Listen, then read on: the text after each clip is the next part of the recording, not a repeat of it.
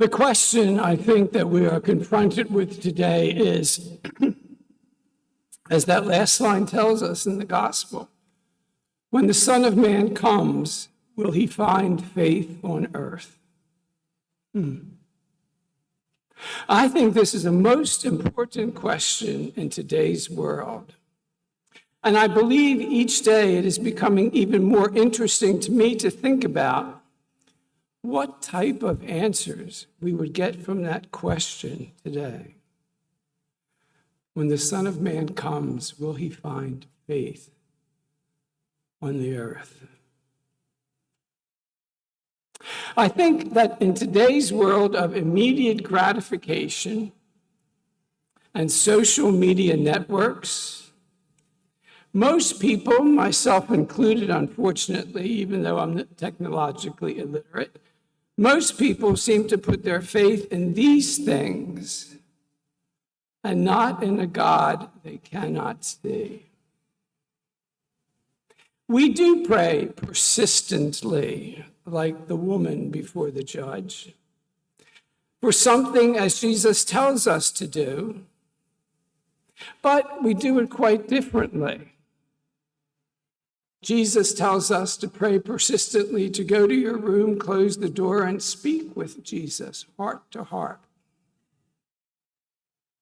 When we pray persistently, we turn to a gadget on our table and say, Alexa, what's the answer to this? Siri, tell me, what's this all about?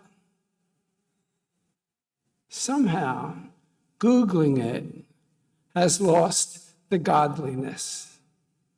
We want and we demand from our persistence immediate gratification to any question that we have. We then have the GPT people, the technology experts telling us that humanity doesn't need to pray persistently because we hold within ourselves the key to solve the future's problems and fortunes. Well, we've had thousands of years to do that, and I think many of those problems are still around today. Yet it also seems that these problems are even more so, and we are less fortunate in solving them than we have been in the past. Again, we persist in our prayers, which is good, but we persist a lot of times as childish people instead of childlike people. Our persistence is in prayer. It is in communicating with God. It is whining, pure and simple. And not the good kind that comes with a Chardonnay, but the whining that comes with an H. We whine our ways through life. Why does it have to be that way? Why can't it be this way? Why can't I have this? Why can't you do this? We've lost the ability to trust ourselves and others in God. We've lost our ability in faith to use our doubts to create more certainty with faith. And we've lost sometimes our aspirations for hope. I see that when I look at the number of 12-step programs that have increased over the years. AA was founded in 1934, and Alcoholics Anonymous being founded in 1934, in the past 70, 80 years, have just blossomed into any possible anonymous group that you could think of. Overeaters, gambling,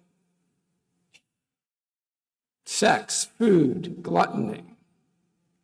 All of these trying to curb our appetites so that we could become more childlike. Yet we persist in seeking answers there. The first three steps of all of these programs talk about God being the manager of our lives. But it's very difficult for us to let go and to let God. We look at how the interest in Eastern mysticism has captured the Western mind that is so used to utilitarianism and quick fixes. I'm amazed that when you read the church fathers like Augustine and Anthony and the people of the desert, what they've been doing and what they've been doing 2,000 years ago, we now project as something new when we call it mindfulness. We've lost that sense of connection because we want what we want and we want it now. Jesus' parable about the judge and the persistent widow is as relevant for us today as it was for the people Jesus told the parable to in Judea that day. We have lost the art of being persistent. When we ask for something and if we don't get it right away, we cave in. All right, I'll go on to something else, or I'll pout, or I'll escape. I'll do something to get things done my way so I don't think about it. We use our persistency to cave into escapism. And how do we do that? I know from working with people, most of us use the internet. I loved it the other day when in the gospel, Paul tells Timothy to make sure he brings the scrolls. Today, scrolling has taken on a whole different meaning in terms of the internet.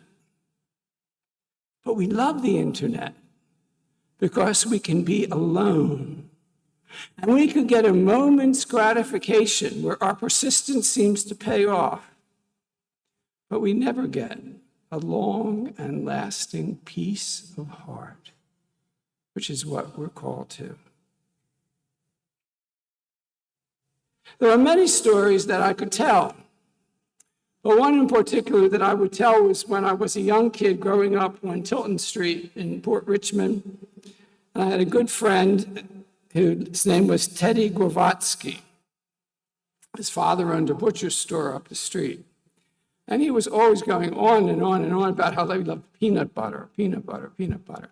And Francis, you got to try it. Francis, I never had peanut butter, believe it or not. My mother was not a peanut butter aficionado. So one day I begged for it. I was persistent. I want peanut butter. Please give me peanut butter. That's all I'm asking for. So my mother obligingly got tired of listening to me like the judge in today's gospel. And she bought peanut butter, put it on white bread, and gave it to me and said, okay, go out with Teddy and enjoy it. Well, there was a school directly across from us, Stephen Douglas School, and we sat on the steps of the school, and I took one bite of the peanut butter, and I said, ugh, this is terrible. I can't eat this. So I gradually got up, went over to the culvert, and whooped it down. And I made a mistake. I forget that mothers have eyes everywhere. So as I was coming back to the house, my mother says, Francis, did you enjoy your peanut butter? And I said, oh, yes, it was wonderful. Thank you for getting it to me. And then I got a washcloth against my face, and I knew that I had been caught. The persistence that God calls us to is a persistence to seek our good. It's much like Paul this morning, encouraging us to be persistent in proclaiming the good news of salvation, whether it is convenient or not convenient, but to encourage and to reprimand, but always in patience. The patience that comes from the presence of God and Christ in our lives. So we have patience, whose root word is suffering, patsior, leading us to persistence, leading us to presence, and leading us to prayer. It is these components that enable us to be like that woman before the judge, to have our prayers answered. Sometimes we like to say, let us remember we're in the presence of God, and it rolls off our tongue. But perhaps what we should start saying is, let us remember we have the presence of God in our hearts. For it's in our hearts that we encounter the divine presence.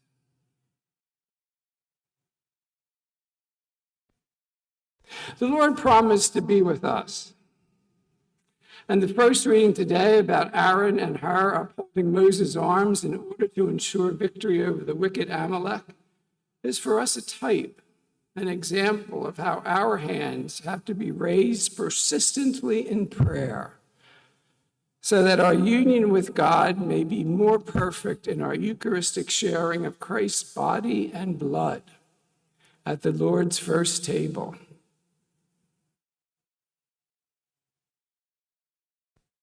This sharing of Christ's body and blood today and every day that we do it ensures us the peace, the happiness, the joy, the calmness, the ultimate gratification that comes from being united with Jesus in a love that always brings fulfillment, that always satisfies for the moment and causes us to long for more. I invite all of us, perhaps, to use this week to reflect on our persistence in being disciples of the Lord. Do we appreciate the wisdom and salvation that comes from a quiet communion with the Lord? In a world that is so frantic and hectic, with the noise of persistent self-centeredness, everything is gimme, gimme, gimme, gimme, gimme. We use other people. Other people use us, and we think it's okay. But we must come with the persistence of a lack of self-centeredness, a persistence that seeks a union with, and I will call it, the divine quiet.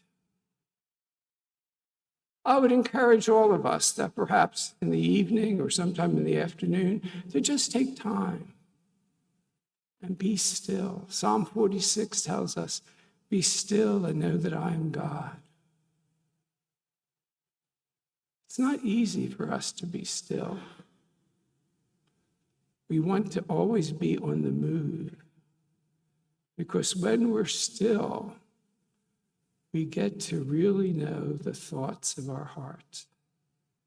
And we really get to know what Jesus is speaking to us about in our hearts. So that we need, with this divine quiet, to let Jesus into our hearts and let us persistently pursue the calming of our restlessness. For as St. Augustine tells us, our hearts are made for thee, O Lord, and will not rest until they rest in you. Alexa and Siri may give us an answer, but is it ultimately the right one?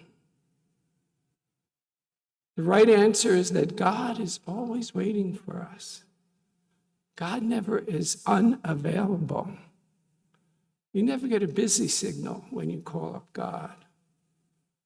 You never have to worry about the electricity going off and the internet being dead. God is always waiting for us.